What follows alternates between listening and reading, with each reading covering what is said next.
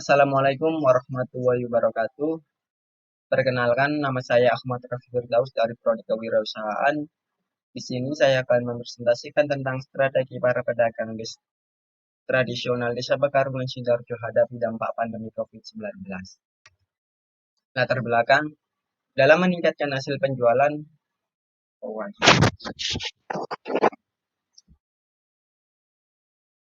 Assalamualaikum warahmatullahi wabarakatuh. Perkenalkan, nama saya Ahmad Rafi Firdaus dari Prodi Kewirausahaan.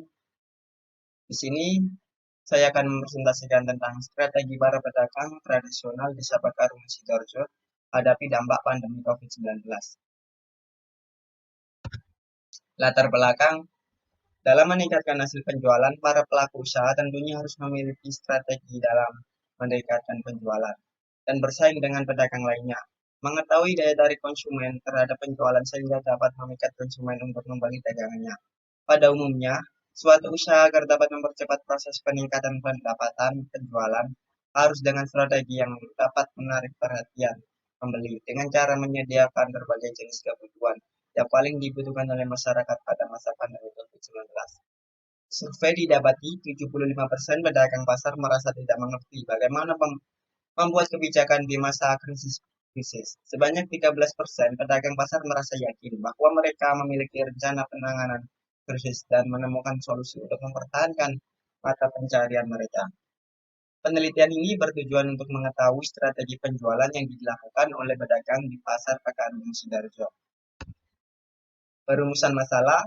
Yang pertama, bagaimana dampak pandemi COVID-19 terhadap pedagang pasar tradisional Desa Pekarungan Sidoarjo?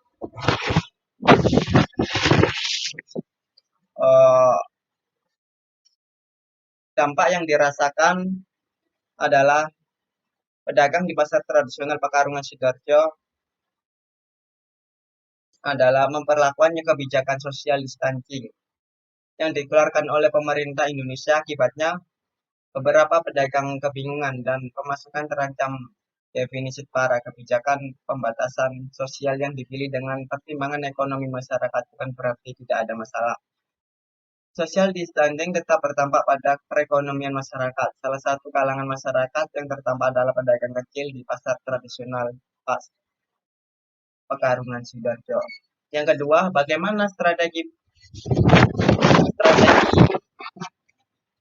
pasar tradisional dalam memaksimalkan penjualan dalam melewati krisis pandemi COVID-19? Strategi yang dilakukan adalah strategi harga.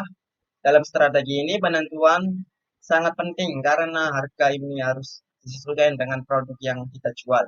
Dan yang kedua, strategi tempat dan distribusi. Dalam strategi ini bagaimana cara menyalurkan barangnya dan sasaran yang dituju agar semuanya tepat sasaran. Dan yang ketiga, strategi promosi. Dalam strategi ini bertujuan untuk mengenalkan yang kita jual dan promosi juga penting, di mana dapat membujuk konsumen untuk membeli.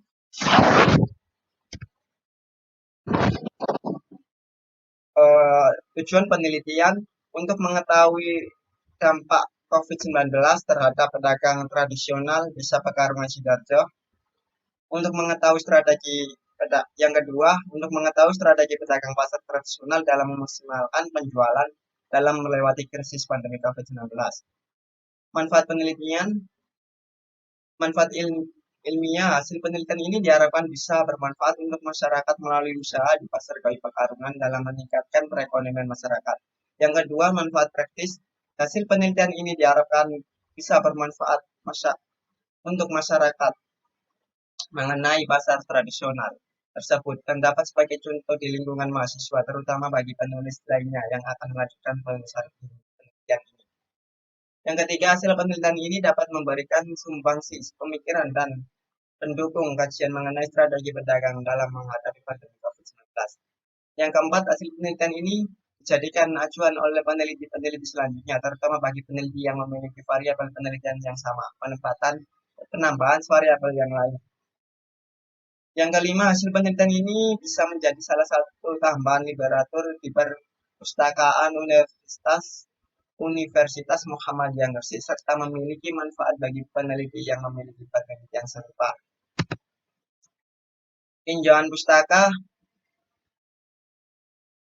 teori terkait judul. Yang pertama, strategi pasar tradisional pedagang pandemi COVID-19.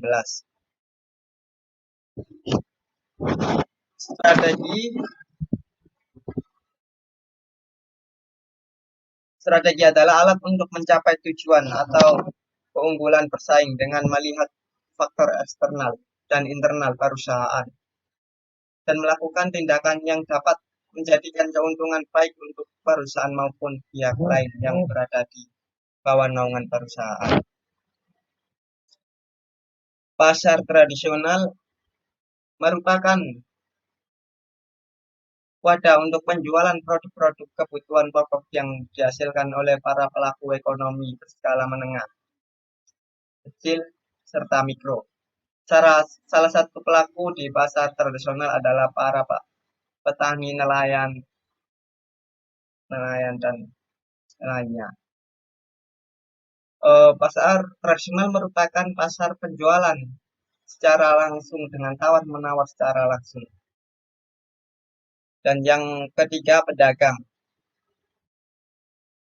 Pedagang adalah orang atau institusi yang memperjualbelikan produk atau barang kepada konsumen, baik secara langsung maupun tidak langsung dalam ekonomi.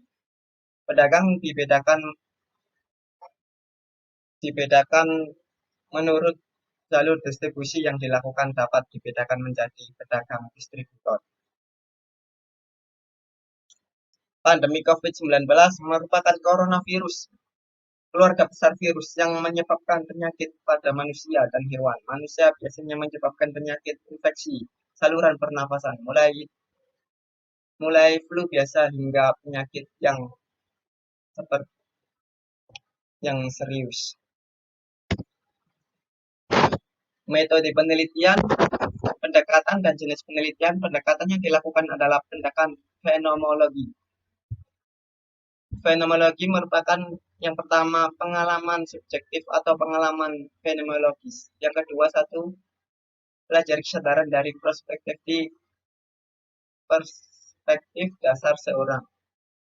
Menurut penelitian Bogdan dan Bigland dalam ALSA 2004, metode fenomenologi mencoba memahami makna suatu peristiwa dan berinteraksi dengan manusia dalam situasi tertentu.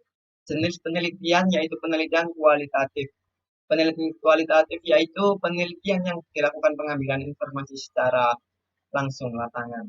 Lokasi dan waktu penelitian ini dilakukan di Pasar Pekarungan Sidoarjo, Kecamatan Sukodono, Kabupaten Sidoarjo, tahun 2021, mengambil waktu selama 1 bulan, kurang lebih 1 bulan. Jenis data yang digunakan yaitu data primer dan data sekunder. Data primer yaitu merupakan data yang didapat secara langsung dari sumber-sumber pertama yaitu para pedagang, pembeli pasar tradisional, pasar pekarungan, dan pengurus BUMDes. Data sekunder diperoleh dari buku-buku skripsi dan jurnal yang berhubungan dengan penelitian. Subjek penelitian berupa benda orang, atau tempat penelitian yang dipermasalahkan. Subjek dalam penelitian ini adalah pedagang dan pengunjung pasar pekarungan. Teknik pengumpulan data observasi yaitu dengan melakukan pengamatan langsung lapangan pada objek penelitian dan masalah yang ditetapkan. Yang kedua, wawancara yaitu penulis mengadakan wawancara dengan pihak yang dianggap sebagai informasi atau data yang berkaitan dengan pembahasan tentang artikel ini, seperti masyarakat dan pedagang yang ada di pasar tradisional Pekarungan Sidoarjo.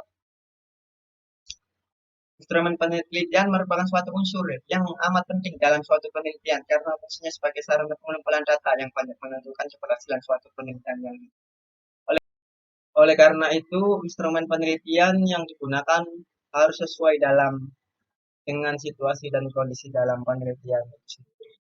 Teknik pengolahan data dan analisis data. Dalam pengolahan data yang telah terkumpul dalam mengambil keputusan dari data yang telah tersedia menjadi susunan pembahasan yaitu metode induktif, yaitu analisis yang berawal dari hal-hal yang bersifat khusus kemudian dirumuskan ke dalam kesimpulan yang bersifat umum. Pengujian caption data Retrievalisi data dilakukan dengan menguji apakah proses dan hasil metode yang diinginkan sudah berjalan dengan baik. Seperti yang pertama, memastikan apakah setiap hari telah terhimpun catatan wawancara dengan informasi serta catatan harian observasi.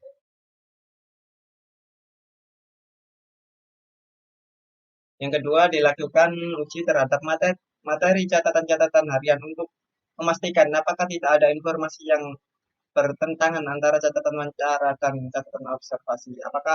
Apabila ternyata ada informasi yang tidak relevan, peneliti harus mengonfirmasi perbedaan itu.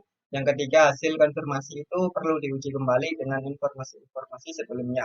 Hal ini dilakukan terus-menerus sampai peneliti yakin bahwa tidak ada lagi yang harus dikonfirmasi kepada informal. Hasil dan pembahasan dampak pandemi COVID-19 terhadap pedagang pasar tradisional Desa Pekarungan Sidoarjo. Yang pertama, pasar menjadi sepi.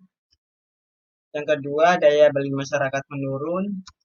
Yang ketiga, distribusi bahan terhambat. Strategi pemasaran pedagang pasar gaib Pekarungan dalam memaksimalkan penjualan dalam melewati krisis pandemi COVID-19. Teori menurut David 2011, strategi adalah sarana bersama dengan tujuan jangka panjang yang hendak dicapai. Pemasaran memainkan peranan penting dalam pengembangan strategi. Dalam peranan strateginya, pemasaran mencakup setiap usaha untuk mencapai kesesuaian antara perusahaan dengan lingkungannya. Dalam rangka mencari pemecahan atas masalah penentuan dua pertimbangan pokok.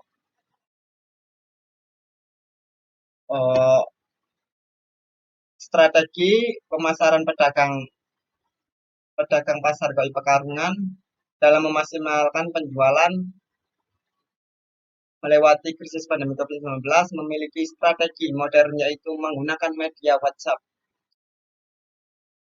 WhatsApp sebagai salah satu media sosial saat ini banyak yang menggunakan untuk kepentingan bersosialisasi maupun sebagai penyampaian pesan, baik oleh individu maupun kelompok. Pemanfaatan WhatsApp sebagai media komunikasi dan kepuasan dalam menyampaikan pesan di kalangan tokoh masyarakat.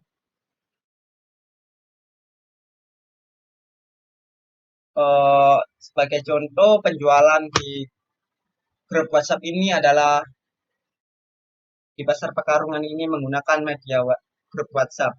Dengan penjual memfotokan barang dagangannya untuk difoto dan dikirimkan ke grup WhatsApp pasar gaib Pekarungan, dan di situ nanti banyak akan yang menawar. Kesimpulan, terjadi penurunan jumlah perdagangan dikarenakan penutupan pasar dan terkait penurunan daya beli masyarakat. Yang kedua, strategi dalam mempertahankan kehidupan di pasar tradisional Pekarungan diantaranya dengan mengadakan pasar gaib. Keberadaan pasar gaib mampu menjaga agar transaksi perdagangan tetap berjalan seperti biasa dilakukan di pasar tradisional di saat pandemi. Yang ketiga, namun lingkup jangkauan masih terbatas hanya satu desa saja karena faktor kepercayaan antara pedagang dan pembelinya yang sudah saling kenal sehingga menurunkan risiko transaksi online yang berkaitan dengan kualitas barang dan kelancaran pembayaran. Yang keempat, maka ke depan pasar gaib ini harus terus dijaga keberadaannya dan bahkan ditingkatkan hingga ke cara pembayaran berupa cashless, diorganisasi oleh koperasi agar dampak positifnya bisa kembali lagi ke anggota sehingga tujuan peningkatan perekonomian masyarakat bisa tercapai. Yang kelima, pengenalan dengan memanfaatkan yang tadi fitur WhatsApp seperti grup WA dan story WA mengenal pasar gaib Pekarungan beranggapan bahwa pada saat sekarang ini kalangan konsumen terutama masyarakat dan pelajar tidak menginginkan promosi disebarkan melalui media cetak. Karena hal itu dinilai sangat menghabiskan waktu, bahkan terdapat beberapa konsumen yang diberikan akan digulung-gulung atau dibuang saja. Metode seperti ini dinilai menghabiskan biaya perdagangan itu sendiri. Oleh alasan itu, pengelola pasar gaib membentuk grup WhatsApp serapi mungkin dan mengatur waktu untuk para pedagang mempromosikan dagangannya. Sekian dari saya, bila ada kesalahan mohon maaf sebesar-besarnya. Wassalamualaikum warahmatullahi wabarakatuh.